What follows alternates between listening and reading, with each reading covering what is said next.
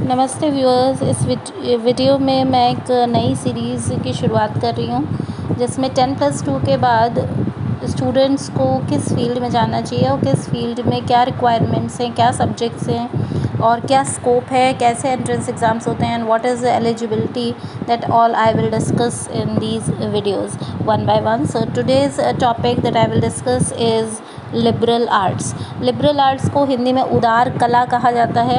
ये एक बहुत ही विस्तृत क्षेत्र है जिसमें बहुत सारे टॉपिक्स से रिलेटेड पढ़ाई होती है, जैसे कि humanities, social science, natural science और arts.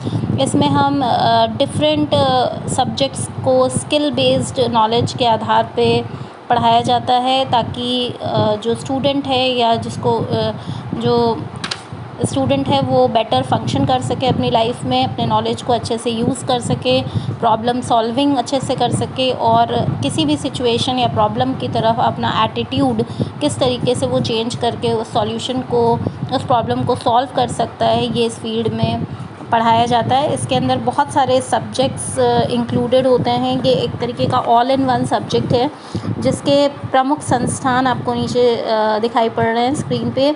Gargi college Delhi university, Ashoka university Sonipat, Christ university Bangalore and Loyola college Chennai. इसके अलावा और भी बहुत सारे कॉलेजेस और यूनिवर्सिटीज़ हैं, गवर्नमेंट कॉलेजेस हैं, कुछ प्राइवेट कॉलेजेस हैं जो लिबरल आर्ट्स को परस्यू करने के लिए आपको अपॉर्चुनिटी देते हैं। इसके अंदर बहुत सारे सब्जेक्ट्स इंक्लूडेड होते हैं, sociology, history, political science, commercial studies, business studies, English literature, journalism, mass communication, bachelor in business administration, philosophy, biology, anthropology, maths, physics, music, ethics, creative writing और बहुत सारे सब्जेक्ट्स इसके अंदर इंक्लूडेड होते हैं, जिसमें से कुछ सब्जेक्ट्स मैंने आपको उसमें नीचे स्क्रीन पे लिख के दिखाए हैं कि आपको 2 सब्जेक्ट्स चूज़ करने होते हैं, एक मेजर सब्जेक्ट और एक माइनर सब्जेक्ट, कुछ माइनर सब्जेक्ट्स। लेकिन जो आपको डिग्री इशू होगी वो मेजर सब्जेक्ट में ही इशू होगी। अगर आप मेजर सब्जेक्ट में साइकोलॉजी यूज़ करते हैं तो आपको साइकोलॉजी में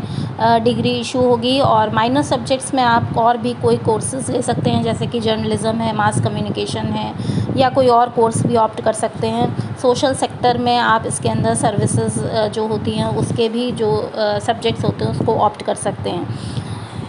इसके अलावा इस सब्जेक्ट का ड्यूरेशन मैंने 4 इयर्स लिखा है according to new education policy, लेकिन अगर आप नेट वगैरह पे सर्च करेंगे तो आपको 3 इयर्स भी दिखा सकता है, but it is, I think generally it is 4 years now according to new education policy, because bachelors degree अब 4 साल की हो जाएगी, तो duration will be 4 years and its eligibility is 10+2 in any discipline from any recognized board with minimum 50% marks overall। आप किसी भी discipline से आपने 10+2 किया हो, 50% मार्क्स हैं तो आप इसमें अप्लाई कर सकते हैं। कुछ यूनिवर्सिटीज़ में एंट्रेंस एग्ज़ाम्स होते हैं, जैसे दिल्ली यूनिवर्सिटी का एंट्रेंस होता है DUET, Delhi university entrance test. इसी तरीके से जामिया का भी अपना एंट्रेंस टेस्ट होता है। इस तरीके से और भी यूनिवर्सिटीज़ होती हैं जो अपना एंट्रेंस टेस्ट कंडक्ट कराती हैं, और कुछ डायरेक्ट भी एडमिशन्स देती हैं।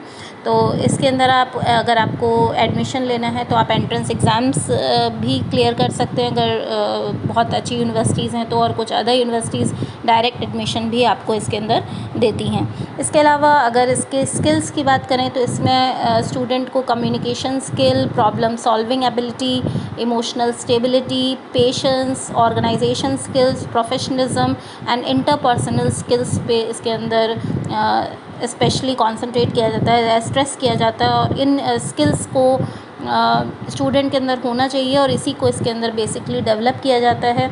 इसके अंदर बहुत सारी टॉप रिक्रूटिंग कंपनीज़ होती हैं जिसमें स्टूडेंट्स को प्लेसमेंट्स मिल सकती है, जैसे कि federal bank, HDFC AMC, ITC hotels, consulting companies, health care agencies, बहुत सारे बैंकिंग सेक्टर्स। इसके अंदर बहुत सारी विस्तृत संभावनाएं हैं, और ये एक ऑल इन वन, जैसे कि मैंने आपको पहले बताया कि ऑल इन वन फील्ड है जिसमें आप बहुत सारे सब्जेक्ट्स को कॉम्प्लीमेंट करके पढ़ सकते हैं, मेजर और माइनर में लेके। Different universities different subjects propose करती हैं, और आप डिफरेंट यूनिवर्सिटीज़ में जब आप अप्लाई करेंगे तो you will see there choices of subjects available and you can accordingly apply in different universities and different colleges for this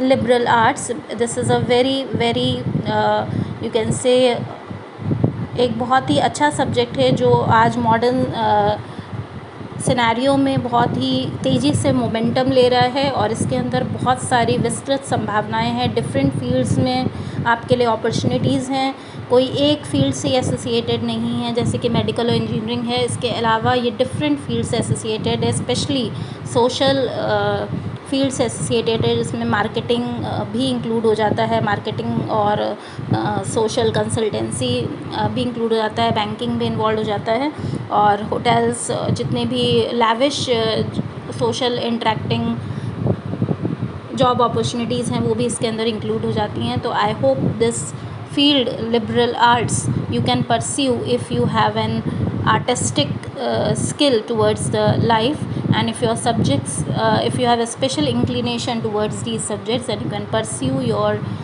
career in this liberal arts.